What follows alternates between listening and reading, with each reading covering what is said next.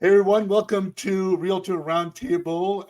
My name is Robert Masoudpour with Masoudpour Real Estate here in Atlanta, Georgia, and I am here with my colleague up in New York. What's going on? It's Eric Berman with Compass, Greater New York. How are you doing today, Robert? I'm doing well, man. Good to see you, Eric. Good to see you.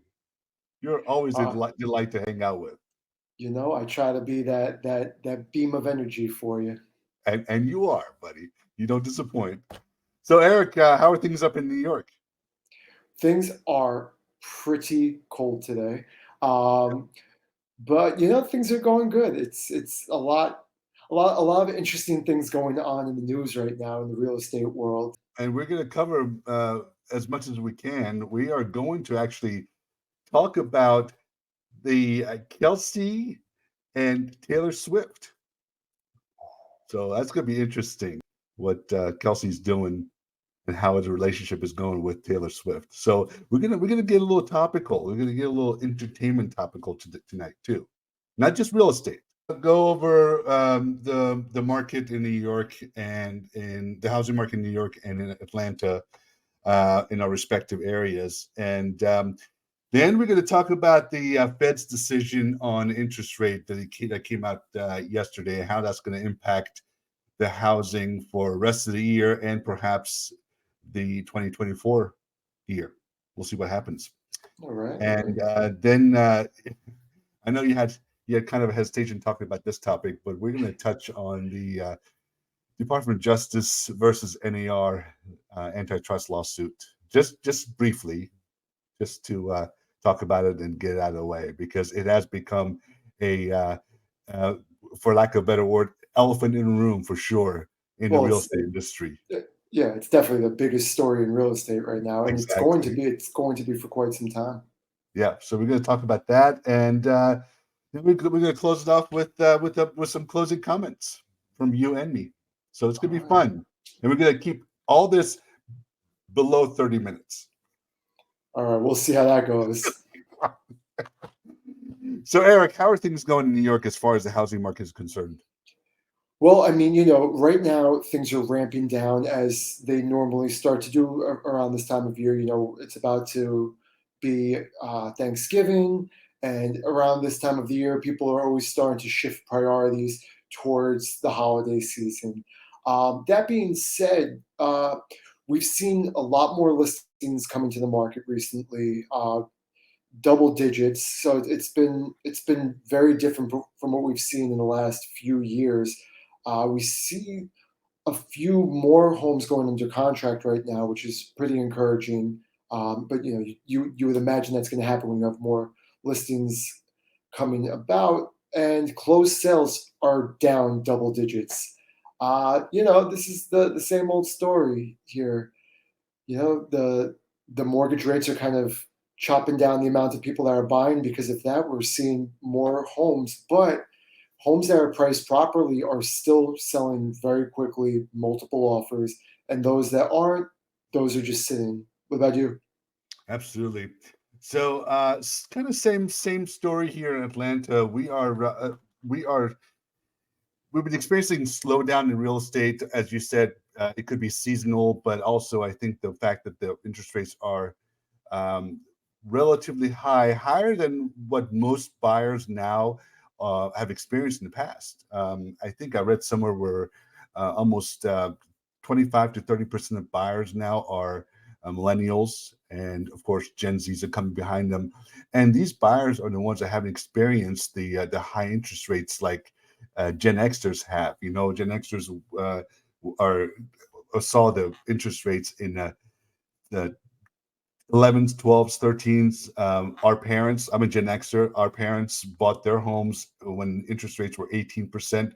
But, many of today's buyers, millennials and Gen Zers, have only seen interest rates in the fives, sixes, twos, and threes. So, with the interest rates being up in eights now, I think I saw 8.5. One place was saying, it's definitely slowed down the real estate market for sure. But with that being said, just like you mentioned, the listings have gone up a little bit. Although it's still a seller's market, and we're still, especially in Atlanta, we're still experiencing low inventory, but we are seeing more listings come on the market, and I think that's because the buyer pool has shrunk, right? I mean, there's less Yeah. buyers in the market because of the high interest rates. But as far as numbers are concerned, I think the median sales price in Atlanta in October was 420,000, which is great. The median days on the market has gone up, Eric, to 29 days. I Wow. remember when the days on the market was less than 10 days in Atlanta during the heydays of real estate in the Yeah. 2020s, 2021s, and 2022s. And So there was that's still and there were still people like, oh, why would I buy now? exactly. Like my brother-in-law. I hope he sees this. Oh, So, and another thing, the absorption rate has gone up to 2.4 months. That means if nothing else comes on the market, it would take 2.4 months for everything that's on the market now to sell. Um, back in 3 years ago, absorption rate was less than 1 month. Which was so we're seeing a little bit of slowdown in the market. We're seeing, although it's still a seller's market, we're seeing a little bit of a change to a equilibrium market, a even market between sellers and buyers. So we'll see what happens. yeah. And it's funny, like, as you were mentioning millennials and them being scared or, like shocked by these rates. But I think back in the day when people were buying homes when they had the higher rates, they weren't dealing with like the affordability issues that they're dealing with now. I just saw a stat the other day. So in New York, to buy, so the median sales price is like 750 or something like that. To buy a home for 750 in New York with today's rates, you need to make about 197,000 a year. And Yeah, uh, I don't know what the average household income is in New York, but it ain't that. I can tell yeah, you that much. yep, that's So true. I it's heard that too, and it's astonishing that, and I feel bad for new home buyers that the first time home buyers that how much they have to save up to be able to buy a home now, or how much they have to make versus what our me or my parents had to do back in the day. Yeah, so we're kind of in a real estate trifecta now, right? We have the high inflation, we have the high interest rates, and we have the low inventory, which is kind of a weird thing. It's like the Bermuda Triangle of real estate that's causing havoc in the housing market. a great way of putting it. Yeah. Eric, so what kind of Yes. tips do you have for buyers and sellers in this kind of market? What kind of tip do I have? I would say Yes. So somebody comes up to you and says, "Hey man, I really want to buy a house, or I really want to sell my house." What would you say to them? understand what your monthly payment's going to be. I Mhm. think that that's the most important conversation right now. You know, I think that real estate agents very often get a little too trigger happy with saying it's a good time to buy. But just to be completely honest, it has to make sense for you. Right now is not the best time for everybody to buy. And if you need to buy something, then do it. But look at what your monthly payment is going to be. Maybe, you know, change your options up a little bit.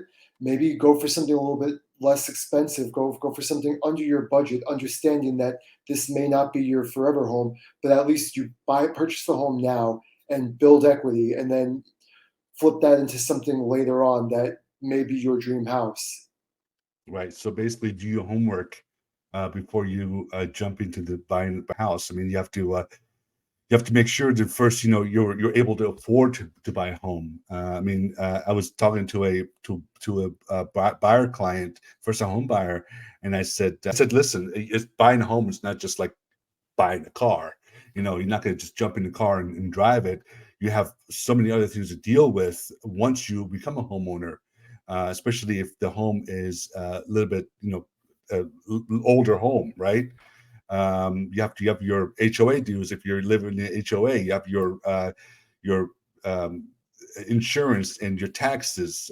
Property taxes now are skyrocketing in many areas. And where I live in Atlanta, I mean, it's crazy for how how high the property taxes have gone in the past few years. So it's very important to do your homework and make sure that all the aspects of being a homeowner meet your financial capabilities for sure.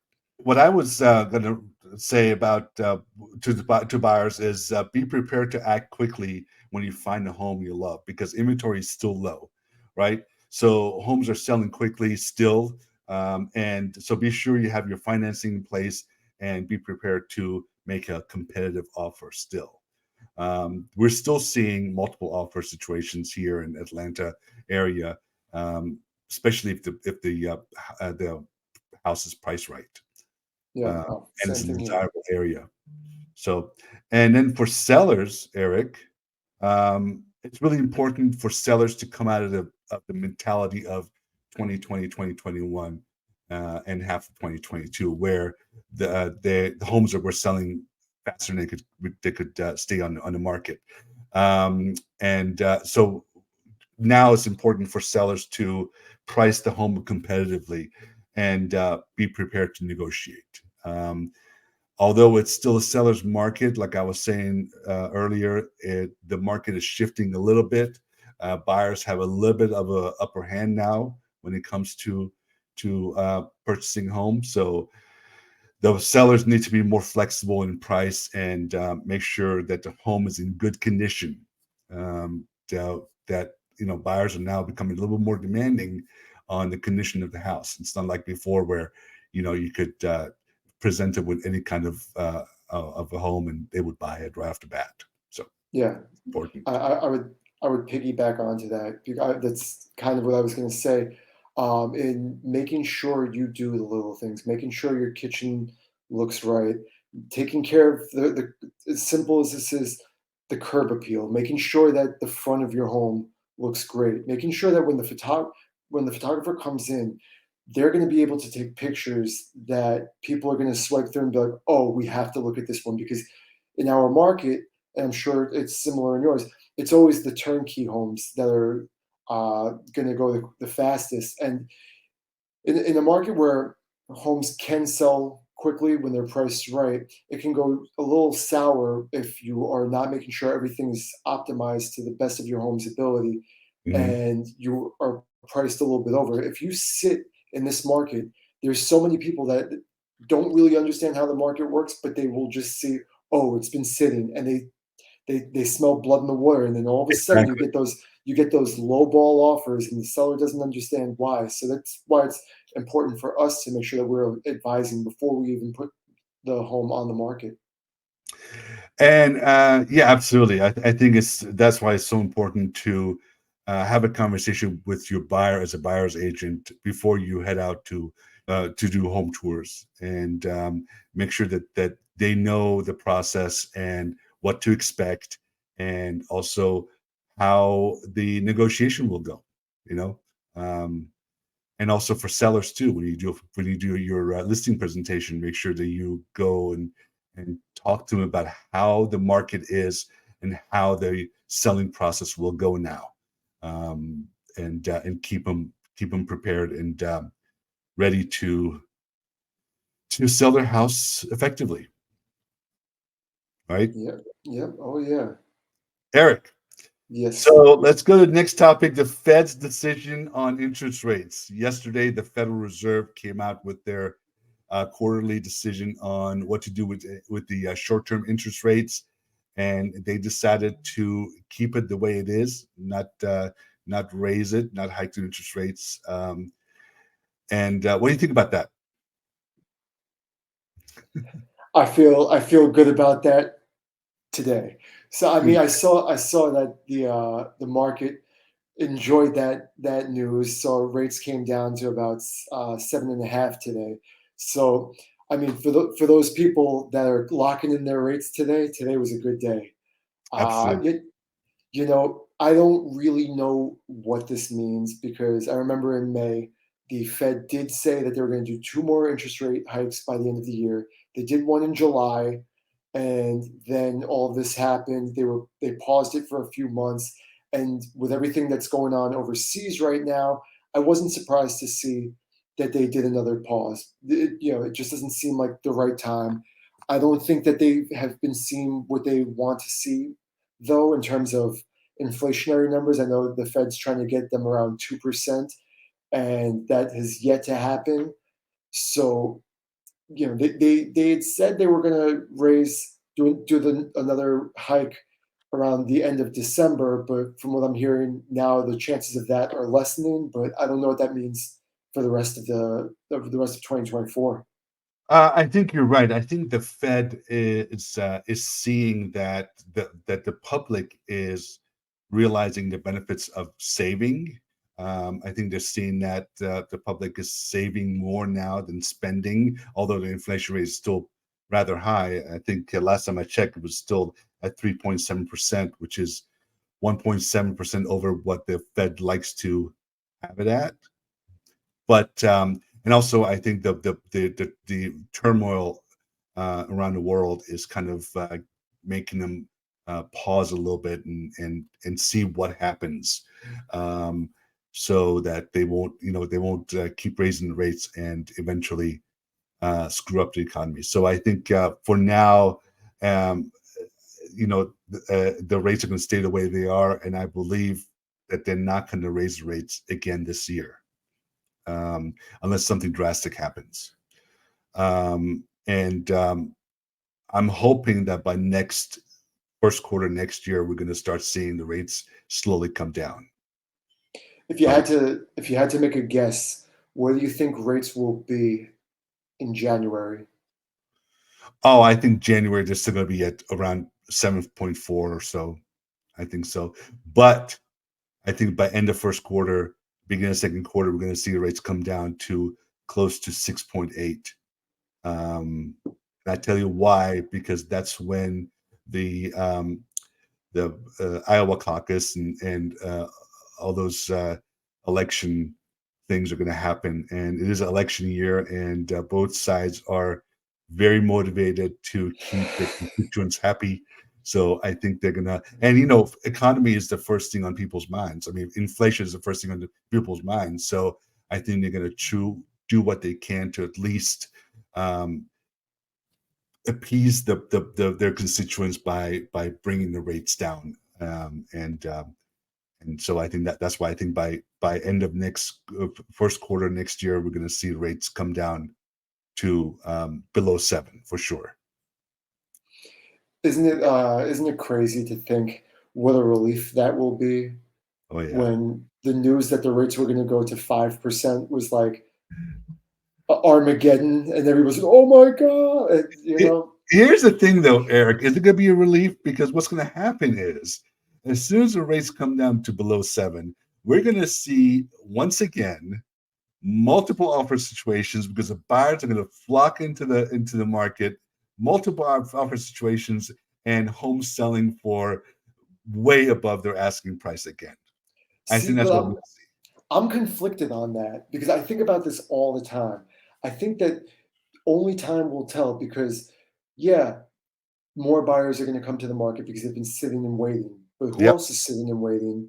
The people that are sitting on a 2-3% rate that refinanced during 2020, 2021 that aren't selling their homes. And now, if that's enough reason for them to sell, now we have more inventory. So will prices go up, or is everything just going to lay static? Well, I think it depends on what the ratio is. Is there more ratio of buyers coming to the market, or more ratio of listings coming to the market? And I'm going to bet that more buyers are going to come in the market than listings for sure, just because of the fact that, like you said, there are so many sellers that are sitting or homeowners are sitting on 2.5%, 3% interest rates that aren't going to be happy with 6.8% interest rates, right? They're unless life change happens to them drastically, um, then I don't think we're going to see enough inventory on the market yet. Fair Uh, point. I think it's gonna make it more of a seller's market, because we're gonna see there are more buyers are going to be coming than sellers. That's what I believe. You make a fair point, my friend. Thank you, buddy. I appreciate you. But nevertheless, the Fed obviously left the door open for future rate hikes, and we're going to see what happens. But I don't think it's going to happen this year. I may be wrong. Hey, Eric. So let's go to the Department of Justice versus National Association of Realtors, the antitrust lawsuit that happened in Kansas this past couple of weeks, where I think it was over 260 homeowners were involved in the class action lawsuit against National Association of Realtors for accusing the real National NAR that they were price fixing as far as their buyer's commission is concerned. This lawsuit has been going on for a long time. I think it's been going on since 2020 or 2019. Correct me if I'm wrong, but this portion of it came to a head last week. The news that jury convicted NAR of wrongdoing and basically told them that they have to pay over what $5 billion or something Yeah. restitution. The news took the real estate industry by a storm, and everybody seems to be talking about it now. So, what do you have to say about that? So it's funny. We had a meeting about this in my office, and I can already tell I have the unpopular opinion. Uh, I think that I can see the merits of both sides, to be honest with you. I think that there's good reason why this suit was brought up. I think that realtors, a lot of them, they don't really do things to fully explain the process to buyers, to sellers, because I think a lot of them just don't understand how this works. I think that the barrier to entry to become a realtor is way too low. And you have a lot of people that just aren't professionals and they're doing the wrong thing. That being said, I mean, we're talking about, the price fixing allegations and anti competitive practices, consumer harm.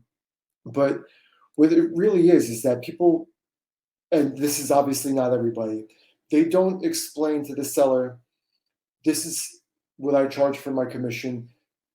This is how the buyer's agent gets paid. This is negotiable. Everything is technically negotiable. As realtors, we tend to stand pat on what our fee is, at least the good ones do, because this is what we do for a living. This is our livelihood. And also, we're negotiators. If you're hiring me, I would hope that you're hiring me because I'm good at negotiating. If I lose to you in a negotiation, you might be hiring the wrong guy. If I'm automatically going to just drop my pants and take nothing. But in terms of the other side's commission, I think that people just say that it's a baked-in fee, and what the consumers are worried about is that they feel like they're pressured to pay a certain amount for the buyer's agent.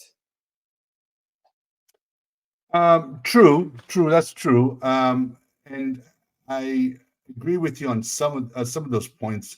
The Here's the thing that we have to understand, and honestly, Eric, I've been following this case for past few years, and when I first heard about it, I was really surprised that it even had any legs, because I thought for sure that the NAR was going to stand up a little bit taller and prove their case, provide compelling evidence that there has been no price fixing. It's real estate, it's sales, everything is negotiable, just like you said.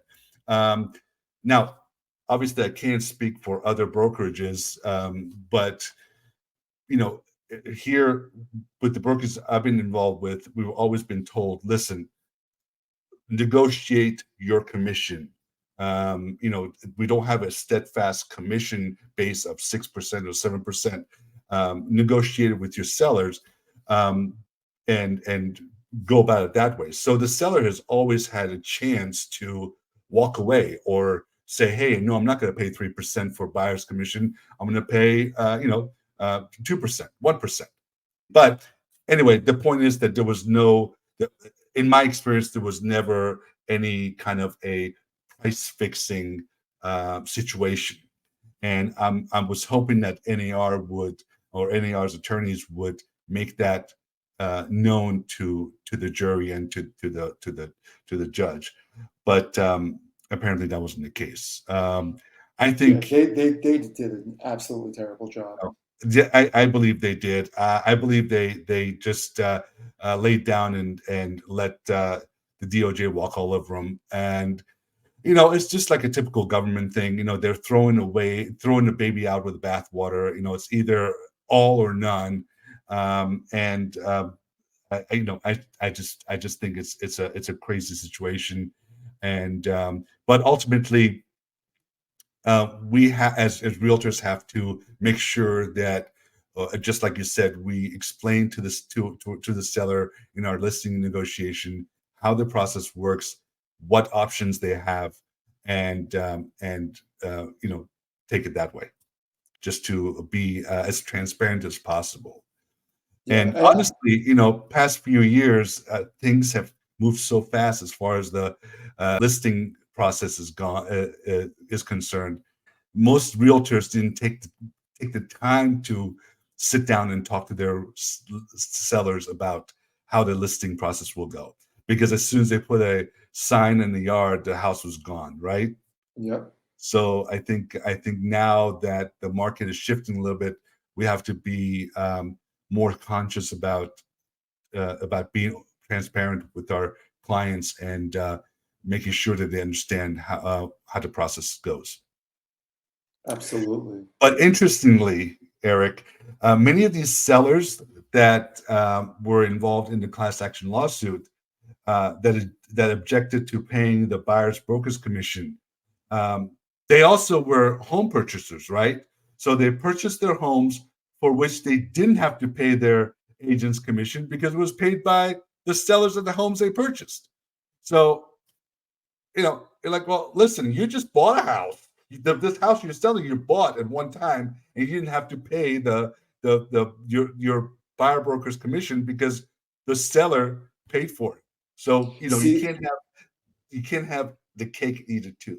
see, but that's where it's going to become difficult because just because that's the way it was, how do we now justify that? Like sometimes change just comes and you have to get used to it, Right. and somebody's going to get screwed. Um, but that's just how the cookie crumbles. But I totally agree with you. Like I just took a listing yesterday, and I bought because I want to get out in front of this. I bought up the NAR lawsuit because I wanted to see what she knew about it. Um, but it's funny to say that because we just bought a house, or she bought a house with me last summer. So I was like, I wonder if she's going to have an objection to paying the buyer's. Of course, she didn't because that's the way it's been. But if things change, things change. The only thing that worries me about that, and this is where I have a big problem with the lawsuit until we have answers, is that okay, so now in some cases, the seller is just going to say, no, I will not pay the buyer's agent, the buyer's broker. That's fine, totally within their right. So now who's going to pay that? The buyer, right? Right. So somebody who's sold their home and they're buying another home, they have the money. A first-time home buyer, with buyer affordability being crazy right now, with so many people come to the table with their down payment enough to cover closing costs, and then that's it. You have those folks that you have to worry about. You have FHA buyers and you have VA buyers. What are they going to do? How are they going to pay the fee? How are they going to pay a percentage of the sales price? And that's not being discussed. And are banks going to roll that in, or Right. what's going to come of that? Because I think we're ignoring the people who need the help the most.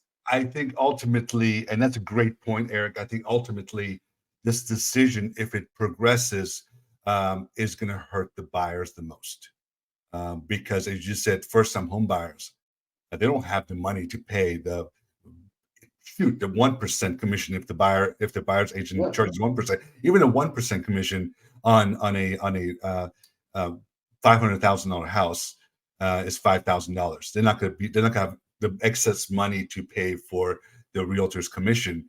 And I think ultimately, especially now with the inflation, with the high interest rates, the buyers are going to be the one that are going to see the brunt of this rather than the sellers. It'd be interesting to see what happens. Obviously, the NAR is appealing this, and it's going to go on for a while.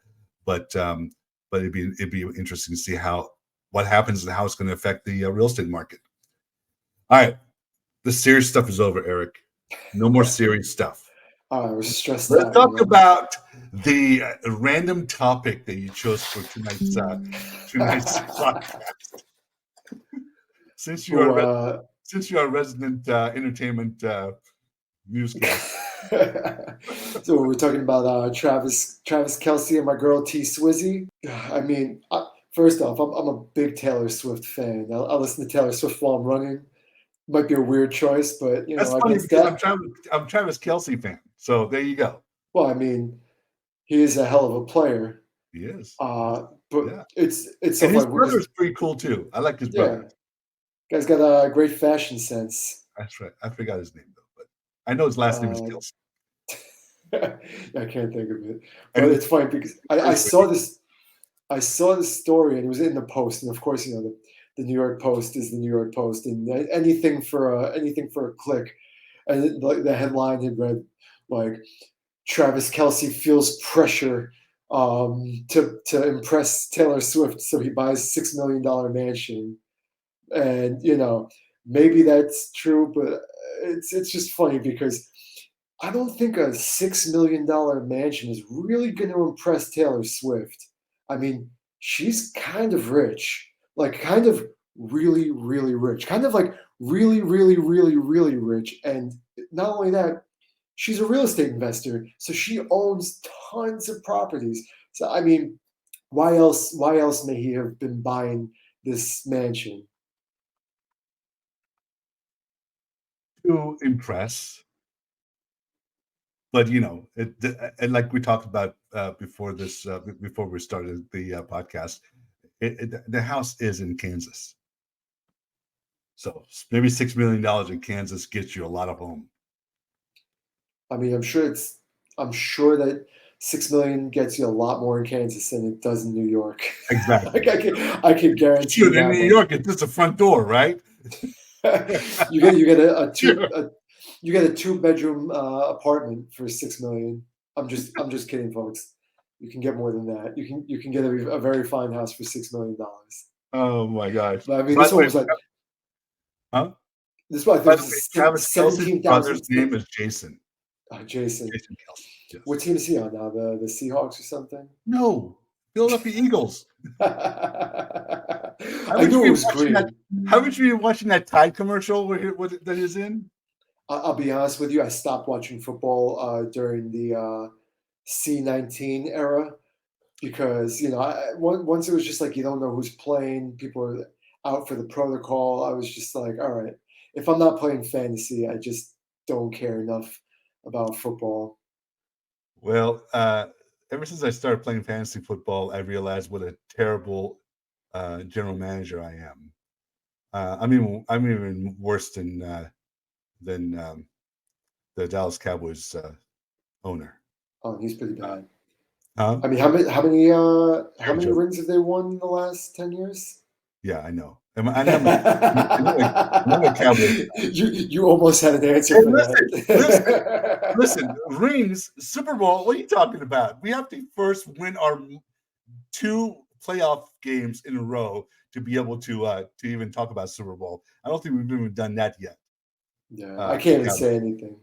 Yeah. I mean, I saw it was last week. The Jets played the Giants. I'm surprised they didn't both lose. That was a crap show. Yeah. Hey, so Eric, we're gonna wrap this up because it's been way over 30 minutes. Let's do some closing comments. All right. Let's see some closing comments. I think that I like the fact that some of these things are being brought to the light with the NAR case. There is a lot of crazy stuff, especially in my market. I applaud the idea of bringing more transparency because in my market we do have people who do really shady things where they'll take a listing for X amount and then they'll literally offer, let's say it's $1 million listing, they're offering a couple of $100s to the buyer's agent, and the seller doesn't know this. They're doing it literally to scare people away. So I appreciate this lawsuit for that. That's my closing thought. I like transparency. That's awesome, dude. And you're entitled to your own opinions for sure.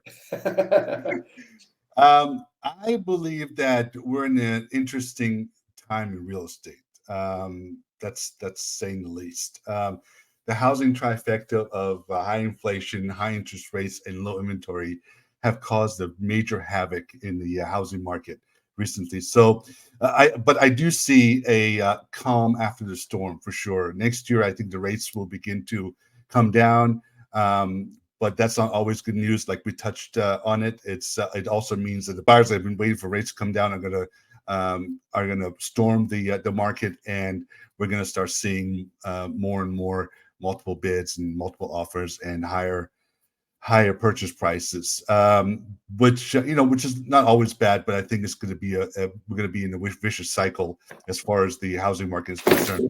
But I like I said, I do believe that the rates will come down next year because of the election year, and we're going to be all's going to be well with the real estate market again. So let's hope that happens. I sure hope so, my friend. I sure hope so. Eric Berman, you're awesome, man. You're awesome. You're awesome. Thank you so much for being on. And Eric, how can people get a hold of you if they want to buy a house in Queens or Long Island? The best way to do that, you can call my phone 917-225-8596, or you can find me on Instagram. I'm always on Instagram at @EricBerman_RE. What about you? How do they find your sexy face? Thanks, buddy.